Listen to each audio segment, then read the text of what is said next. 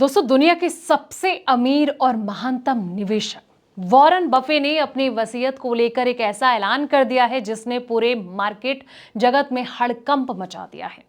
Buffet ने साफ कर दिया है कि साल 2034 तक वो अपनी पाई यानी कि अपनी पूरी संपत्ति दान कर देंगे।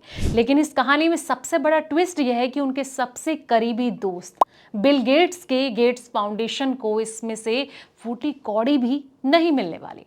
अब आखिर इस दोस्ती में ऐसा क्या हुआ और बफे अपनी अरबों डॉलर की दौलत किसे सौंपने जा रहे हैं, आइए जानते हैं इस रिपोर्ट में सारी डिटेल्स। इसलिए वीडियो को आखिर तक जरूर देखें। नमस्कार, मैं हूं आपके साथ संध्या बिष्ट और आप देख रहे हैं द इकोनॉमिक टाइम्स हिंदी। दुनिया के दिग्गज निवेशक वॉरेन बफे ने इस साल अपनी जो सालाना चैरिटी डोनेशन में बिल गेट्स फाउंडेशन को शामिल नहीं किया है। दोस्तों, उन्होंने करीब 6 अरब डॉलर यानी कि तकरीबन 50,000 करोड़ का दान अपने परिवार से जुड़ी 4 फाउंडेशन को देने का ऐलान कर दिया है। एक बयान में उन्होंने बिल गेट्स फाउंडेशन का कोई जिक्र ही नहीं किया। अब 2034 तक पूरी संपत्ति जो है वो दान कर देंगे।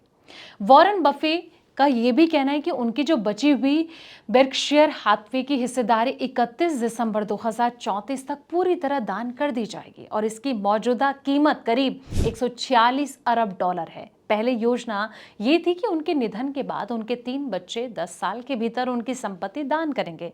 अब वॉरेन बफे ने इस प्रक्रिया को पहले ही पूरा करने का फैसला कर दिया है। दोस्तों, अब बिल गेट्स फाउंडेशन इसमें शामिल क्यों नहीं है? जाहिर सी बात है कि सवाल आएगा भी दिमाग में। बफे ने इस फैसले की वजह नहीं बताई है। हालांकि ये फैसला ऐसे समय आया है जब बिल गेट्स के दिवंगत फाइनेंसर जॉकी एप्स्टीन से संबंधित को लेकर फिर चर्चा हो रही है।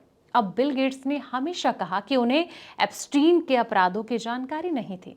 उन्होंने ये भी कहा कि एप्स्टीन से उनकी मुलाकात सिर्फ चैरिटी के लिए फंड जुटाने की उम्मीद हुई थी। बिल गेट्स पर किसी तरह का आपराधिक आरोप नहीं लगा है। वहीं आपको बता दें कि जिस तरीके से ये जो दान है वो पहले सबसे ज्यादा दान गेट्स फाउंडेशन को मिला है। 2006 की अगर बात करें तो अपनी संपत्ति दान करने का जो ऐलान करने के बाद बफे 61 अरब डॉलर से ज्यादा की रकम बिल गेट्स फाउंडेशन को दे चुके हैं। हर साल वो बेर्कशायर हाथवे के शेयर जो गेट्स फाउंडेशन है और अपने बच्चों की फाउंडेशन को दान करते रहे हैं। दोस्तों, हालांकि इस दरमियान अब उनका एक बड़ा बयान सामने आया है। अब कभी बहुत ज़्यादा इनके गहरे रिश्ते भी रहे हैं।